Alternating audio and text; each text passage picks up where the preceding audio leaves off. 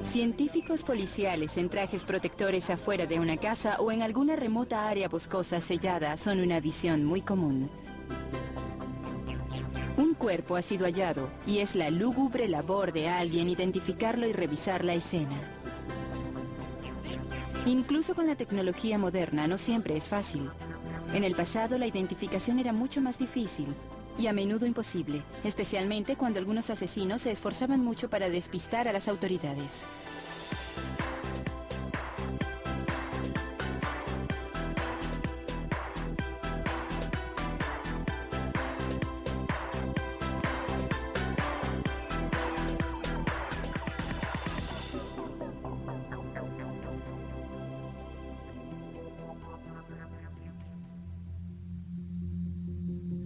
Salirse con la suya en un asesinato es mucho más fácil si se ha pensado un poco en la eliminación del cadáver. Después de todo, los cuerpos pueden decir cosas, pueden poner a la policía en la dirección del asesino. Pero sin un cuerpo es imposible probar siquiera que se haya cometido un asesinato. Al menos, eso es lo que la mayoría de los asesinos más astutos pensaban. Pero iban a descubrir que incluso los restos más pequeños podían ser usados como evidencia significativa. Ese fue el caso en Londres, en 1949, cuando una mujer desapareció. Olive Durand Deacon era una saludable mujer de 69 años que se hospedaba permanentemente en el hotel Oslow Court, en el sur de Kensington. Se sabía que había fraternizado con un compañero residente llamado John George Haigh. Se suponía que ambos iniciarían un negocio juntos, y Haigh había hecho arreglos para llevar a la señora Durand Deacon a su taller en la calle Leopold, en Crawley. Nunca fue vista nuevamente. Poco después, sus pertenencias personales, incluyendo su abrigo de piel, fueron vendidos o empeñados. Haigh era un seductor persuasivo, gallardo, bien presentado y con modales impecables. Parecía adinerado. Después de todo, vivía en el hotel Oslow Court. Pero vivía una mentira. En realidad estaba arruinado, no tenía empleo y estaba acosado por deudas de juego. Por lo tanto, estaba presionado por obtener dinero rápidamente. Los que lo conocían no lo habrían adivinado. Nunca habrían imaginado que había pasado tiempo en prisión por fraude o que ya había matado a 5 personas. Cuando la señora Durand Deacon no regresó a su hotel, su amiga Constance la reportó desaparecida a la policía. Haigh incluso fue con ella para explicar cómo Olive no se había presentado a su cita. Al revisar sus antecedentes, la policía descubrió sus condenas por fraude. Revisaron su taller y descubrieron un boleto de lavandería por el abrigo de piel de Olive y un revólver. Se lo llevaron para interrogarlo, y de la nada, él explicó la desaparición. Él les dijo: la señora Durand Deacon ya no existe. La destruí con ácido. Encontrarán los residuos en la calle Leopold. Todo rastro de ella ha desaparecido. Díganme, ¿cómo pueden probar un homicidio sin un cuerpo? Haigh creía que existía un concepto legal llamado corpus delicti, y que eso significaba que sin un cuerpo no había crimen, y por lo tanto no había castigo. Presumía que si se deshacía de todo rastro del cuerpo, estaría a salvo. Corpus delicti es predominantemente un término legal. Realmente no es un término médico o patológico. Creo que literalmente significa cuerpo del delito. Y podría referirse literalmente a un cuerpo humano, a un cadáver. Pero se usa muy a menudo en un sentido legal para indicar lo que podría ser un trozo de madera quemada, el cuerpo de la evidencia. E incluso puede ser un concepto abstracto. El cuerpo del delito o corpus delicti era que A, el hombre estaba ebrio, y B, estaba a cargo de un vehículo de motor. C, el vehículo de motor estaba en una calle pública, no en un lugar privado, así que el cuerpo del delito es que estaba ebrio y a cargo del vehículo. Y ese es un delito condenable, así que no es específicamente un término patológico.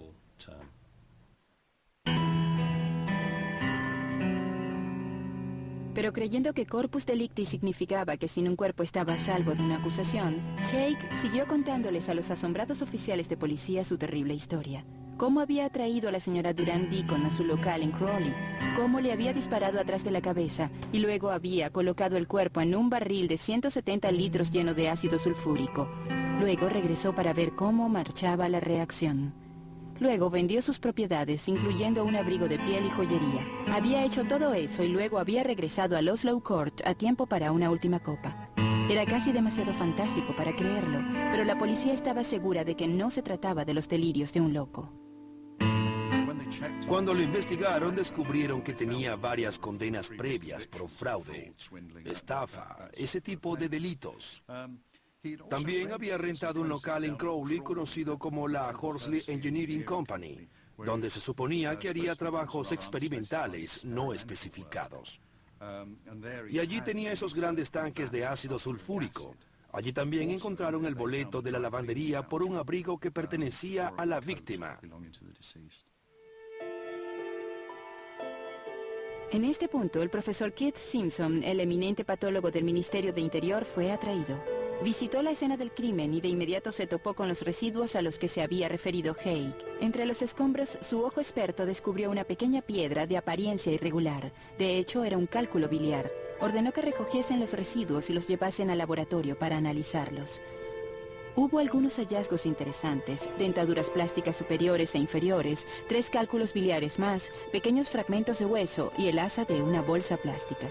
Cuando se verificaron las dentaduras contra los registros dentales, se encontró que pertenecían a Olive Durand Deacon. El asa de la bolsa pertenecía a una que ella había sido vista cargando el día de su visita a la calle Leopold. Y esos no fueron los únicos descubrimientos. Simpson también encontró parte de un pie que mostraba signos de artritis. La señora Durand Deacon había sido tratada por osteoartritis en su pie izquierdo. Manchas de sangre halladas en las paredes blanqueadas demostraron ser humanas. También había manchas de sangre en los puños de la camisa de Haig. El juicio de John Haig comenzó el 18 de julio de 1949 y duró poco más de un día. El trabajo de Simpson y la presuntuosa confesión de Haig significaban que había pocas dudas de su culpabilidad. Cuando se dio cuenta de que el juego había acabado, cambió de táctica y comenzó a tratar de mostrar que estaba loco.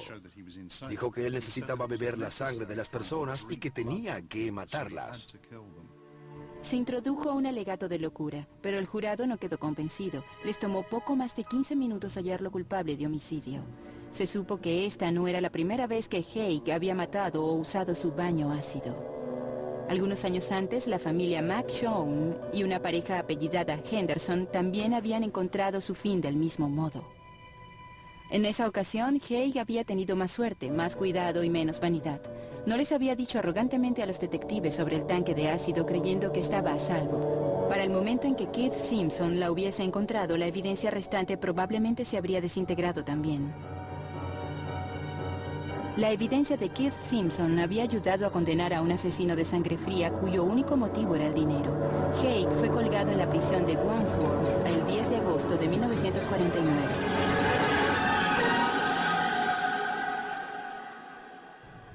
Haig era un asesino frío y arrogante que pensó que había destruido todo rastro de su víctima.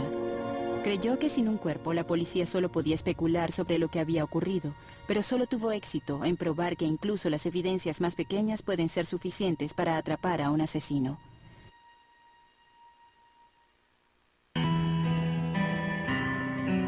Cuando la policía encuentra un cadáver, deben hallar las respuestas a 3 preguntas vitales. ¿Quién es la persona muerta? ¿Cuánto tiempo ha estado muerta? ¿Y cuál fue la causa de la muerte? Ya que en términos forenses, la causa puede indicar si la policía se verá involucrada o no. Podríamos decir que hay muerte natural, accidental, homicidio y suicidio. Son los 4 modos principales en los que mueren las personas. Es una combinación de personas que se juntan para decidir qué ha ocurrido allí. El patólogo decide la causa de la muerte, la cual puede indicar precisamente la forma de la muerte.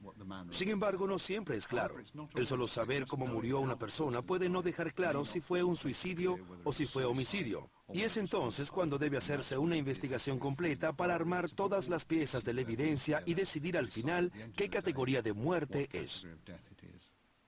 Es la labor del patólogo forense establecer la causa de la muerte. John Rutherford ha tenido que reportar en muchos casos de muertes sospechosas. Cuando se encuentra un cuerpo, lo primero es establecer si se trata de una muerte sospechosa o no. Esto es de suma importancia y a menudo, desafortunadamente, se deja en manos de un oficial de policía novato. Pero si se establece que es una muerte sospechosa, lo primero es acordonar el área, no tocar nada y evitar que alguien toque algo. Actualmente, la preservación de la evidencia es lo más importante. Pero esta cuidadosa preservación de la evidencia no siempre fue la prioridad para las fuerzas de la ley. A mediados del siglo XIX, la escena del crimen e incluso el cuerpo de la víctima no eran tratados con el mismo respeto. Existe un caso de asesinato muy famoso en la Inglaterra victoriana, el caso del homicidio de la calle, donde un detective de Londres llegó a la escena del crimen y no quedaba nada de ella para investigar. Y esto ocurrió en varias ocasiones. Las personas decían, oh, hay mucha sangre en el suelo o en las paredes, y la limpiaban. Y movían el cuerpo y arreglaban la habitación porque no se veía bien. Bien, no se ve bien. Pero si alguien desea poder descubrir lo que ocurrió y posiblemente quién lo hizo, entonces debe ser capaz de ver la escena del crimen como estaba en el momento exacto en que el cuerpo golpeó el piso. En la actualidad existe un procedimiento fijo que seguir cuando se encuentra un cuerpo para preservar la integridad de la evidencia. En una muerte sospechosa, el cuerpo puede decirle mucho al patólogo. En ocasiones, incluso un simple cambio biológico en el cuerpo ayuda a descubrir lo ocurrido. Uno de esos cambios es la lividez. La lividez, en ocasiones llamada hipóstasis post-mortem, es el color que adquiere un cuerpo por el estancamiento de la sangre luego de la muerte. Bajo la influencia de la gravedad, los glóbulos rojos en circulación, al no ser ya bombeados, se asientan por gravedad, y esto comienza una media hora o una hora después de la muerte, y persiste por varios días, hasta que los glóbulos rojos comienzan a romperse y son disueltos en otros tejidos. Es importante para el forense en ciertas circunstancias porque luego de algunas horas la lividez se fija. En otras palabras, si tienes un cuerpo y ha ocurrido la muerte, tal vez 2 horas antes, la sangre se asentará. Si volteas el cuerpo, la sangre se asentará en el otro lado. Pero después de un periodo largo, variable, 6 horas, 12 horas, la lividez o hipóstasis se hace fija. Así que eso revela la posición en la que se encontraba el cuerpo durante ese intervalo. Si, por ejemplo, hallamos un cuerpo que está boca abajo, pero presenta lividez en la espalda, sabemos que el cuerpo inicialmente estaba de espaldas y que fue movido por alguien durante el intervalo. Así que eso nos da una pista de que el cuerpo fue movido después de morir. Interpretar estas señales biológicas puede ayudar a revelar la causa de la muerte, pero todo se complica mucho más si solo se recupera una pequeña parte del cuerpo. A menudo los asesinos llegan a extremos para disfrazar la identidad de sus víctimas y el modo en que murieron. Esto hace el trabajo de la policía muy difícil actualmente, pero antes del siglo XX era virtualmente imposible. Hoy podemos usar también registros dentales, lo cual obviamente no podías hacer en el siglo XIX, así que si un cadáver estaba muy descompuesto en los siglos XVIII o XIX o antes, básicamente eran conjeturas o presunciones. Uno de los primeros hombres en convertir estas conjeturas en una ciencia más precisa fue el francés Alexandre Lacassagne. Era profesor de ciencia forense en la Universidad de Lyon a finales del siglo XIX. Había realizado abundantes experimentos en cadáveres y se hizo adepto a descubrir señales que ayudasen a la policía. Su éxito en la corte le dio a la patología una respetabilidad que no tenía previamente. En Gran Bretaña, a comienzos del siglo, el Hospital St. Mary en Londres se convirtió en un centro de excelencia para la patología forense. Con alumnos como Augusto Pepper y su asistente Bernard Spilsbury. Más tarde, Sir Bernard se convertiría en el nombre más famoso en la patología por muchos años. Spilsbury, quien tuvo una enorme influencia en la medicina forense, probablemente la mayor influencia de este siglo, comenzó siendo un estudiante de medicina, pero al tener una disposición casi obsesiva, Rápidamente llegó a la cima de su profesión y en 1910, ya que era conocido como alguien que tenía la capacidad de producir evidencia en la corte, fue llamado en el caso Crippen.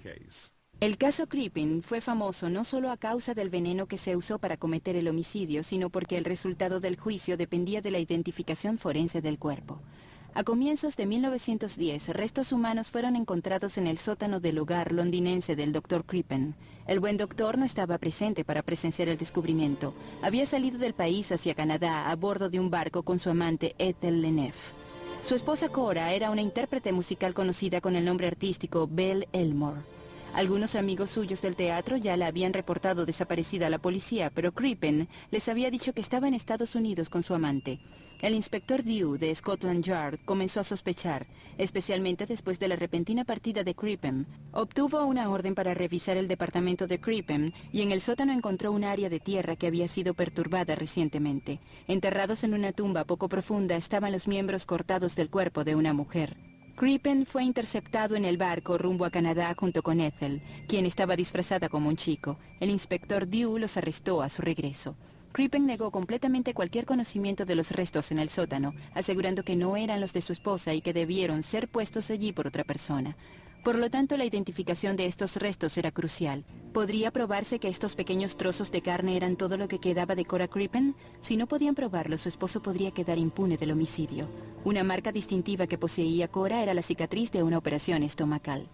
La cuestión era, si un trozo particular de tejido mostraba tejido cicatrizal donde se sabía que había tenido una operación de apéndice.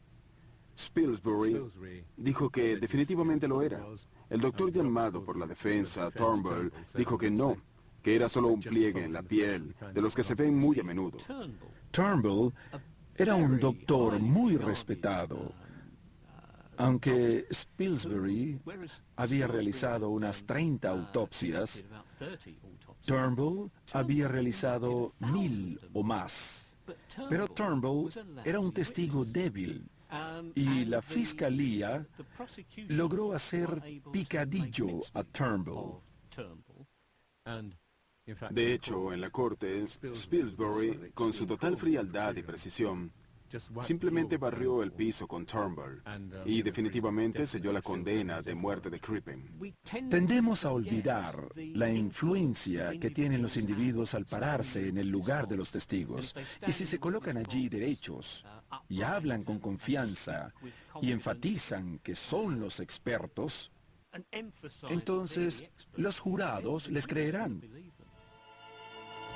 El jurado en el caso Crippen ciertamente lo hizo. Les tomó solamente media hora llegar al veredicto. Crippen fue hallado culpable y colgado el 23 de noviembre de 1910. Como resultado del caso, Bernard Spilsbury fue de pronto el patólogo más famoso de Inglaterra. Y a partir de entonces, si Spilsbury aparecía en un caso, bien fuese para la defensa o la fiscalía, podías tener la certeza de que su palabra sería tomada como un evangelio por el jurado.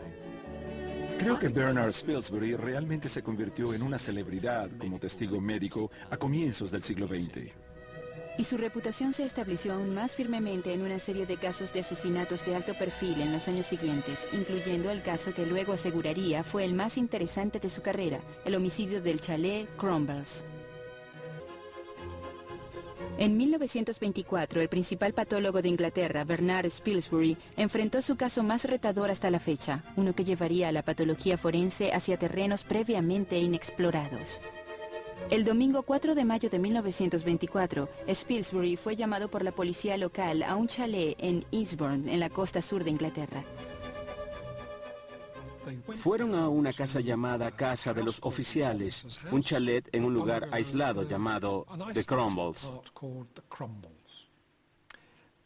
Y cuando abrieron la puerta, se dieron cuenta de que no solo era la escena de un homicidio, sino la escena de un homicidio muy grotesco. Finalmente, recogieron de 900 a 1000 trozos de carne humana. La víctima era una joven mujer llamada Emily Kay. La policía supo eso porque ya habían arrestado a un hombre sospechoso del asesinato. Su nombre era Patrick Mahon. Mahon estaba casado y tenía una hija, pero también era un don Juan. Era un ladrón que había pasado tiempo en prisión por estafa. Emily sabía que estaba casado, pero no sabía que no era su única novia. Se conocieron por el trabajo. Ella era mecanógrafa y él era un vendedor. Se atrajeron mutuamente de inmediato e iniciaron un romance. Mahon incluso le compró un anillo de compromiso. Emily Kay tenía ahorros considerables y acciones. Mahon la persuadió de que las vendiese.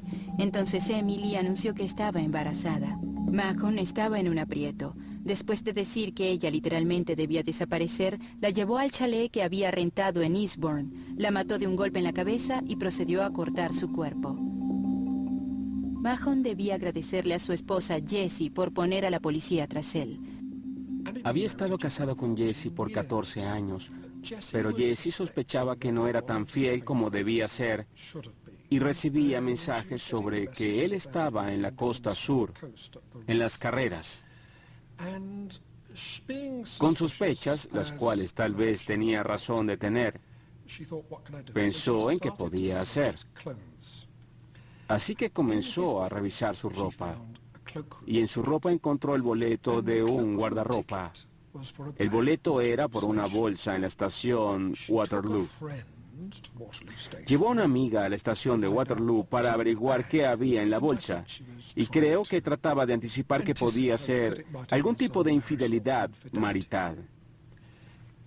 Y no estaba equivocada.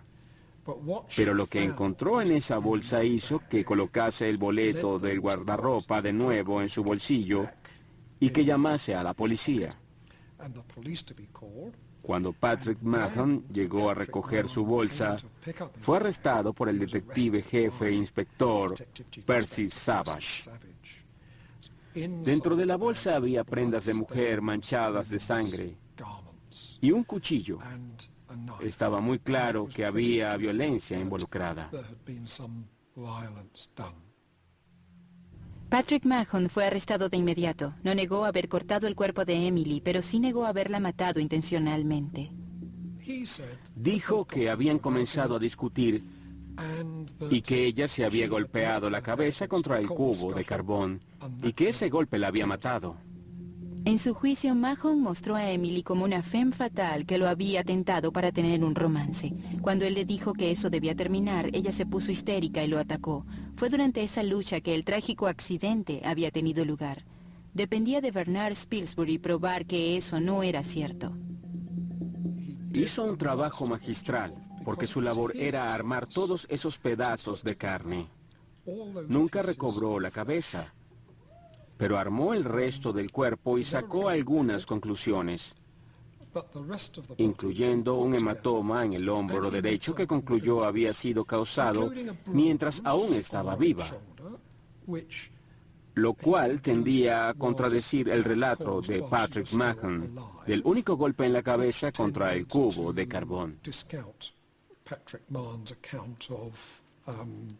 Y el cubo de carbón no era dentado, como habría tenido que ser para haber infligido una herida tan severa en la cabeza de Emily Kay. Fue la evidencia de Bernard Spilsbury la que aclaró la red de mentiras de Mahon, y cuando también se supo que había comprado un cuchillo de chef y una sierra solo pocos días antes del homicidio de Emily, la teoría del accidente pareció incluso menos plausible. Ni las historias de Mahon ni su encanto pudieron salvarlo de un veredicto de culpabilidad y de un viaje al patíbulo, al cual llegó el 9 de septiembre de 1924. Además de la exitosa acusación, el caso tuvo un efecto duradero en el modo en que la policía manejaba las escenas de homicidios, con la introducción de la bolsa de homicidios. Bernard Spilsbury estaba horrorizado de encontrar a oficiales de policía recogiendo trozos de carne con las manos desnudas. Y eso llevó a lo que ahora llamamos la bolsa de homicidios, con todo el equipo que un oficial de policía necesita en la escena de un homicidio en una sola bolsa, de modo que estuviesen equipados apropiadamente para los aspectos técnicos de recuperar evidencia forense. Este es el tipo de maletín que un investigador llevaría con él actualmente. Y realmente no ha cambiado desde la bolsa de homicidios original. Hay muchas cosas más en él actualmente. Cada investigador toma uno de estos maletines y lo personaliza, le añade cosas. Y podría haber cualquiera de cientos de artículos allí. Básicamente, aún tienes los polvos para huellas básicos. Tienes algunos polvos de huellas más y algunos cepillos más para trabajar. Pero es básicamente lo mismo. Aún necesitamos cinta para levantar las huellas. Aún necesitamos láminas de Covex para colocar las huellas allí. Actualmente necesitamos hisopos estériles. También tenemos equipo de protección con guantes y máscaras. Pues obviamente la contaminación es un gran problema actualmente y no queremos contaminar la escena. Y no queremos llevarnos nada de la escena con nosotros.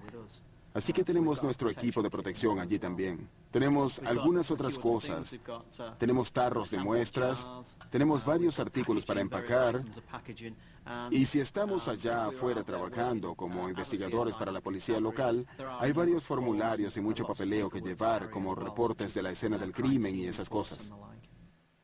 Así que con la introducción de la bolsa de homicidios original, el legado de Bernard Spilsbury estaba garantizado. Después del homicidio del chalet Crumbles, su reputación estaba en el punto más alto, pero estaba por recibir su primera prueba. El hecho de que Spilsbury fuese considerado una especie de dios por los jurados fue lo que gradualmente hizo que todos se volvieran contra él. Esto se hizo especialmente obvio en el caso de un joven llamado Norman Thorne. Thorne vivía en el pequeño pueblo de Crowborough, en el este de Sussex. Luego de dejar la marina, pidió un préstamo y abrió una granja de pollos.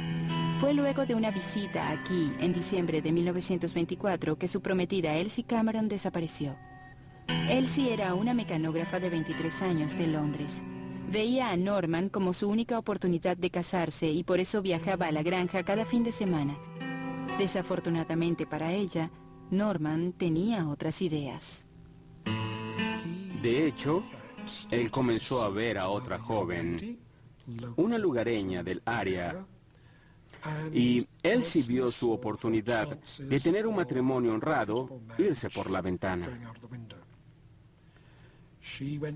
Fue a visitar a Norman Thorne en su granja de pollos para resolver las cosas con él, pero de hecho nunca fue vista de nuevo. Sus padres reportaron su desaparición a la policía. Alguien dijo que de hecho la había visto porque se sabía que era la novia de Norman Thorne en la vecindad de la granja de pollos. Así que fueron a revisar el lugar. Thorne aparentemente fue muy cooperativo. Vivía en una especie de pequeña cabaña muy sucia, muy pequeña, y los llevó por toda la granja, sin absolutamente ninguna señal de algo sospechoso. Incluso fue fotografiado parado en medio del gallinero, rodeado por sus aves, lo cual apareció en muchos diarios. Pero, finalmente, lograron excavar en el gallinero donde encontraron su cuerpo. De hecho, él se había parado sobre ella cuando se tomó la famosa fotografía. El cuerpo de Elsie había sido desmembrado. Igual que Mahon, Thorne admitió haber cortado y enterrado el cuerpo, pero no haberla matado. El propio Norman Thorne dijo que él y Elsie habían discutido porque él estaba viendo a otra persona. Él salió de la casa y regresó para descubrir que ella se había ahorcado. En la autopsia, Spilsbury reportó que no había podido hallar marcas en el cuello consistentes con el ahorcamiento. Sin embargo, encontró varios hematomas en el cuerpo. Se solicitó una segunda autopsia por el patólogo de la defensa, el amargo rival de Spilsbury, el doctor Robert Bronte. Las segundas autopsias siempre son difíciles porque ha pasado más tiempo y el cuerpo se ha descompuesto más. Pero él dio evidencia de que pensaba que podía hallar señales de que ella se había ahorcado. De hecho, el juicio presentó a varios otros expertos médicos que también apoyaban la teoría del suicidio. Tal vez había lugar para al menos una duda razonable. Pero el jurado de la corte de Louis Crown, dominado por Spilsbury, encontró culpable a Thorne. Si ella se había ahorcado o no, dependía, por supuesto, de otra evidencia. La viga, de la que Norman Thorne decía que ella se había ahorcado, tenía polvo intacto en toda su longitud. Así que había otra evidencia que el jurado habría tomado en consideración antes de llegar a una condena. Norman Thorne fue ejecutado, pero se llegó a un punto en el caso en el que la evidencia de Bernard Spilsbury ya no quedaba sin ser retada.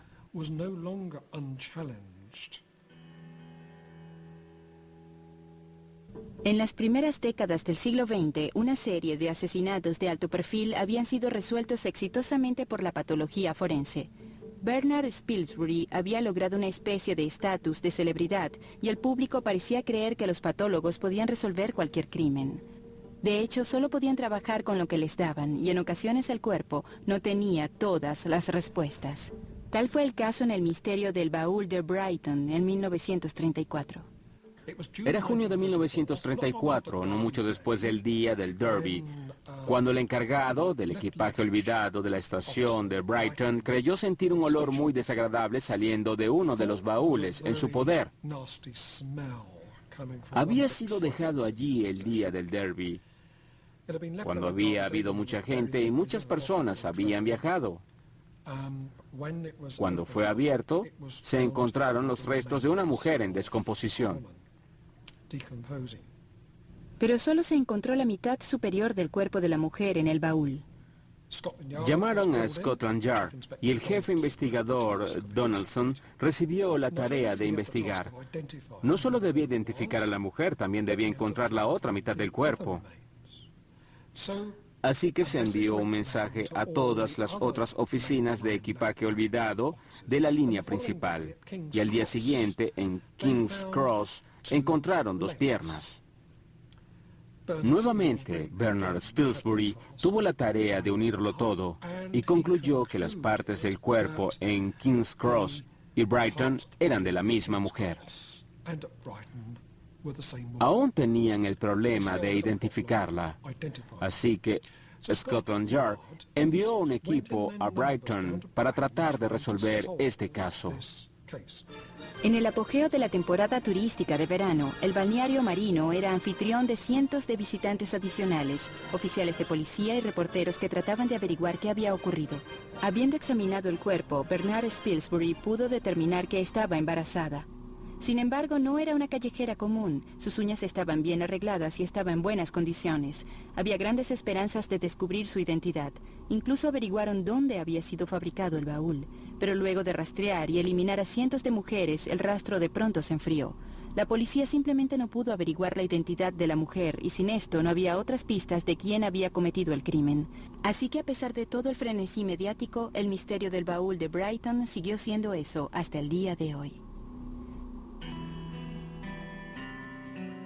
Alguien astutamente había quedado impune del homicidio, pero otros asesinos que fueron incluso más allá en la mutilación del cuerpo no fueron tan listos como pensaron.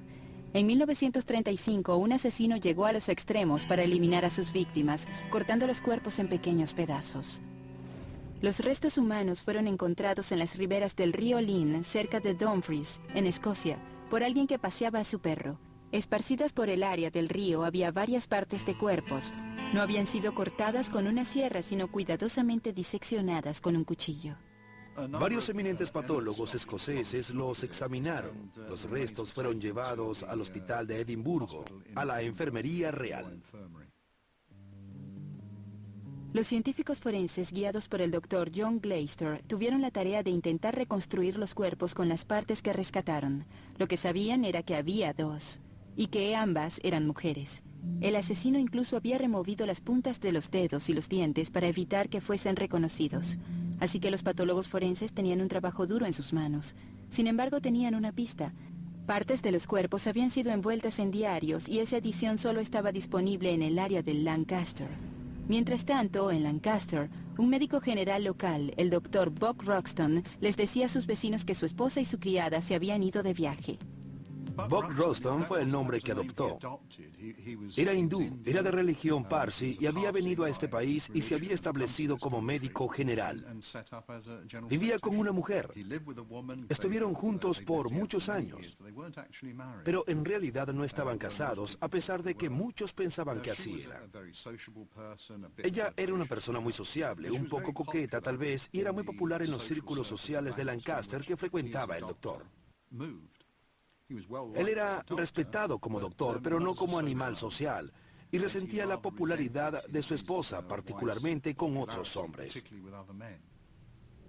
Pocos días después de la desaparición de su esposa, Roxton se había hecho poco popular con sus vecinos de Dalton Square al quemar gran cantidad de basura en su jardín. La criada que Isabella supuestamente se había llevado de viaje era Mary Rogerson. Roxton dijo que Mary estaba embarazada y que su esposa se la había llevado para que tuviese un aborto. Los padres de Mary no creyeron una palabra de esto y fueron a la policía. Ya tenían sospechas de Roxton, pero si había asesinado a su esposa y criada, creía haber hecho un trabajo concienzudo y dependía de los científicos en Escocia a probar que se equivocaba. Los cuerpos estaban en tantos trozos que los diarios lo apodaron los homicidios del rompecabezas. El Dr. Glaister y su equipo se dispusieron a reconstruir arduamente los cuerpos. Una de las mujeres era alta y de mediana edad, como Isabella. La otra era más baja y joven, como su criada. La investigación del homicidio del rompecabezas era especialmente significativa a causa de su innovador uso de la fotografía. Lo que hicieron por primera vez fue usar la técnica de tomar rayos X del cráneo y superponer una fotografía de la persona en vida, y eso mostró una coincidencia exacta. El fotógrafo de la policía, Bertie Hammond, también logró fotografiar la piel subyacente de un pulgar encontrado en la escena. Era lo suficientemente detallada para hacer una coincidencia parcial con huellas encontradas en el lugar de Roxton. Pertenecían a Mary Rogerson. El Dr. Roxton fue arrestado y acusado del doble homicidio. Roxton estaba muy celoso de su esposa y sus actividades, y después de una de sus discusiones, finalmente la estranguló. Desafortunadamente, eso fue presenciado por un miembro de su personal, por una criada, así que también fue estrangulada. Luego desmembró los cuerpos en la tina y siendo un doctor pudo hacerlo con mucha destreza. Luego los envolvió en diarios y los arrojó en la frontera escocesa. El juicio de Roxton en Manchester duró 11 días. Su defensa fue simplemente que los dos cuerpos no eran los de su esposa y criada. Le mostraron al jurado las fotografías superpuestas y tuvieron la brillante evidencia reunida por el Dr. Glaister y su equipo. Les tomó solo una hora hallar culpables a Roxton. Fue colgado en la prisión de Strangeways el 13 de marzo de 1936 y confesó sus crímenes antes de morir. Se pensaría que alguien tan listo como un doctor podría cubrir bien su rastro, pero aun cuando tomó medidas sofisticadas para evitar la identificación, luego cometió errores simples, como envolverlos en el diario local. El caso de Buck Roxton fue un enorme éxito para el equipo de científicos policiales y forenses. Demostró un método realmente innovador del trabajo forense que sentó bases en más de un área. Además del trabajo fotográfico, fue el primer caso en el Reino Unido en usar evidencia entomológica o de insectos para estimar el momento de la muerte. Esto se hizo estudiando el ciclo de la vida de los insectos que ponen sus huevos en carne muerta. La mosca más común en los cuerpos es la mosca azul, llamada Calífora bocina, y se ha trabajado más con ella que con cualquier otra mosca. Así que si tienes muchas moscas azules, entonces posiblemente obtendrás la fecha. El cuerpo estaba cortado en unos 70 pedazos, y algunos de ellos estaban llenos de gusanos. La persona que los examinó estimó por su tamaño que tenían 11 o 12 días de edad, lo que sugería que los pedazos tuvieron que estar allí por al menos 11 o 12 días. Con los gusanos y el diario creo que resolvieron el problema, y no creo que las personas que trabajaron con los gusanos hayan recibido reconocimiento. Fueron llamadas como testigos, pero ciertamente eso corroboró otras evidencias. No creo que en ese momento la entomología forense fuese una ciencia aceptada. No es una ciencia muy perfecta o precisa, pero puede ser muy útil en los primeros 8 o 12 días. Una vez que llegas a 2 o 3 semanas, la llevas demasiado lejos. El uso de todas esas nuevas técnicas significaba que la patología forense había recorrido un largo camino en su relativa corta vida. Para los años 40, individuos como Bernard Spilsbury ya no eran las estrellas del espectáculo. Nuevos hombres aparecían todo el tiempo. El más notable en el Reino Unido fue Keith Simpson, quien resolvió los homicidios del baño de ácido. De hecho, la estrella de Spilsbury había estado desvaneciéndose por algún tiempo, y en 1940 tuvo un ataque. Luego de años de investigar las muertes de extraños, él mismo tuvo un final trágico. Desafortunadamente, Spilsbury se deprimió mucho durante la guerra, posiblemente en parte por la erosión gradual de su reputación. Su hijo murió en la guerra. Y él terminó cometiendo suicidio en su propio laboratorio. En ocasiones, un asesino llega a los extremos para eliminar el cuerpo. Después de todo, si la policía no puede hallar los restos, siempre existirá la duda de si se ha cometido de hecho un crimen. Pero el arduo trabajo policial y forense en ocasiones puede frustrar al más decidido asesino. Eso fue lo que ocurrió en Newton, Connecticut, en noviembre de 1986. Ese noviembre había sido particularmente frío, con una extemporánea cantidad de nieve y hielo. Fue en una de esas noches heladas cuando una mujer llamada Helly Craft desapareció misteriosamente. Helly era una azafata casada con un piloto, Richard Craft. Comenzó como un matrimonio feliz, pero luego las cosas se deterioraron. Ellos discutían frecuentemente, se separaban y se juntaban de nuevo. Así se convirtió en un matrimonio constantemente tormentoso.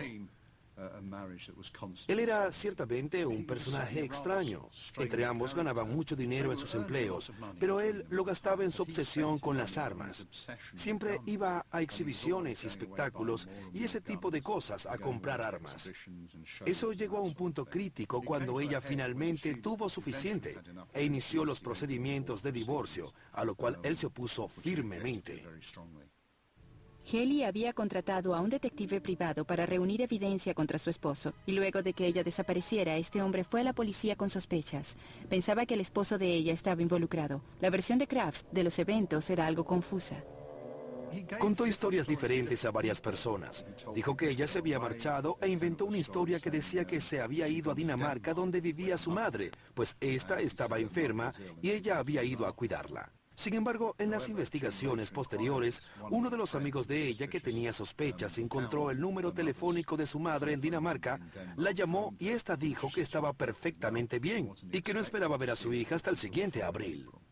La policía tenía sospechas y revisó los registros de la tarjeta de crédito de Richard Craft. Encontraron los detalles de algunas compras interesantes. Lo que descubrieron fue que había comprado alfombras por un costo de $1,500. También era interesante que hubiera comprado un gran congelador y por un relato anterior, luego descubrieron que había comprado una sierra eléctrica. Otro artículo realmente interesante en su tarjeta de crédito fueron $900 que gastó en una compañía de alquiler de equipos. ¡Mucho dinero! Al investigarlo descubrieron que había alquilado un cortador de madera muy grande en un remolque que se usaba para cortar grandes trozos de madera. ¿Qué podía hacer un hombre con un congelador, una sierra eléctrica, un cortador de madera de tamaño industrial y una esposa no deseada? ¿Y por qué de pronto sintió la necesidad de reemplazar la alfombra? La policía tenía sus sospechas y emitió una solicitud para cualquiera que hubiese visto un camión y un cortador de madera esa noche. Encontraron a un conductor del gobierno local que conducía un quitanieves. Había habido una fuerte tormenta invernal recientemente y él había estado en la autopista toda la noche quitando la nieve y colocando arena. En horas de la madrugada había visto a alguien a un lado del camino con una camioneta rentada y una gran cortadora de madera en un remolque, y había visto a alguien moverse.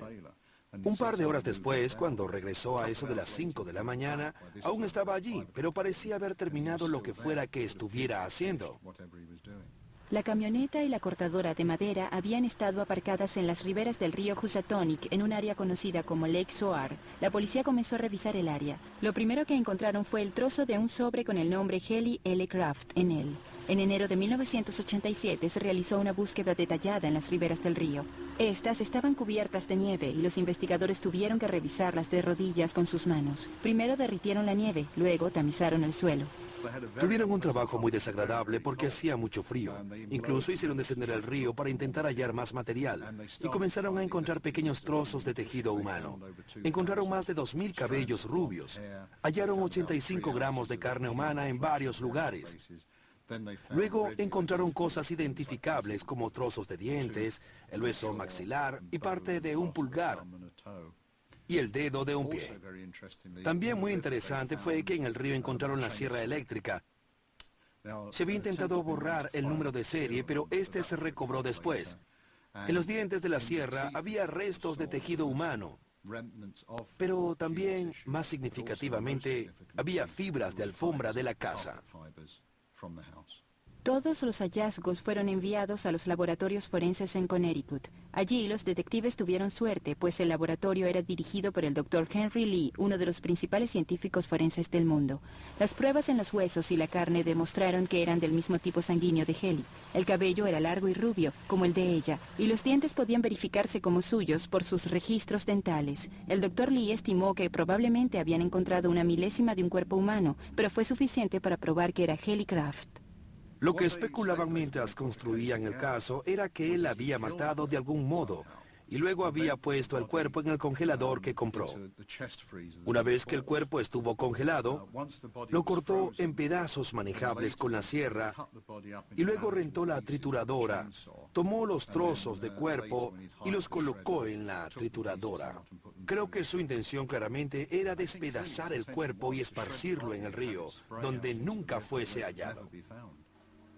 Igual que otros asesinos, antes que él, Richard Craft creyó haber cometido el crimen perfecto.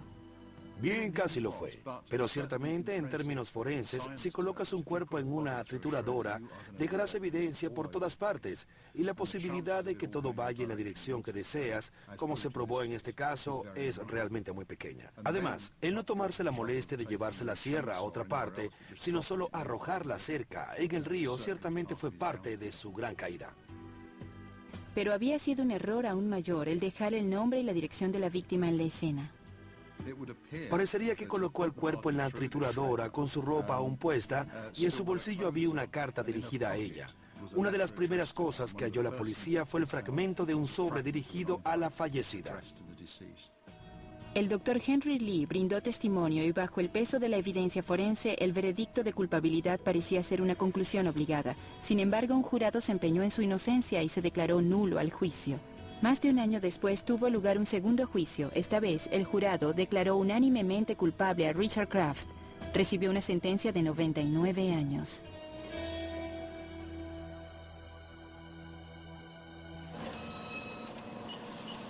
Actualmente hay un modo mucho más simple de identificar incluso los fragmentos más pequeños de restos humanos, el ADN.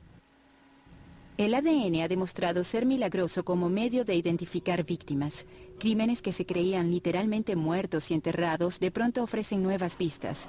En los casos de tumbas masivas de guerra, como las de Bosnia, las víctimas desconocidas pueden recuperar su identidad ofreciendo descanso a sus parientes. Pero no son solo las víctimas de un crimen quienes pueden beneficiarse de la identificación por ADN. En ocasiones, la naturaleza puede ser también una asesina despiadada. El 26 de diciembre de 2004, un terremoto en la costa noroeste de Sumatra desató un tsunami en el Océano Índico. Miles de kilómetros de costas fueron devastados y más de 300.000 personas perdieron la vida. Igual que los lugareños, miles de turistas de todo el mundo disfrutaban de sus vacaciones cuando la ola golpeó. En el caso que siguió, amigos y parientes trataban frenéticamente de averiguar qué les había sucedido a sus seres amados. El ADN fue en ocasiones la única oportunidad de obtener una identificación positiva. Pero a pesar de que el ADN ha sido un enorme avance para los científicos forenses en la identificación de restos, no es una bala mágica. Hay mucho más trabajo involucrado en el resultado exitoso de cualquier acertijo en la escena de un crimen. Actualmente existe la creencia popular de que la alta tecnología ha resuelto todos los problemas del crimen. Esto está lejos de la verdad. No intento disminuir el rol de la alta tecnología y la ciencia. Han dado pasos enormes en las últimas décadas y debemos mencionar el ADN. Esto ha revolucionado la capacidad de colocar a una persona en un lugar y momento en particular. Sin embargo, en ocasiones, olvidamos que el grueso del trabajo aún depende de las concienzudas observaciones hechas con el ojo y las interpretaciones adecuadas de esas observaciones. El factor humano aún es un componente importante. No debemos olvidar el valor de la interpretación, la observación personal y los años de experiencia. Estos son también muy importantes.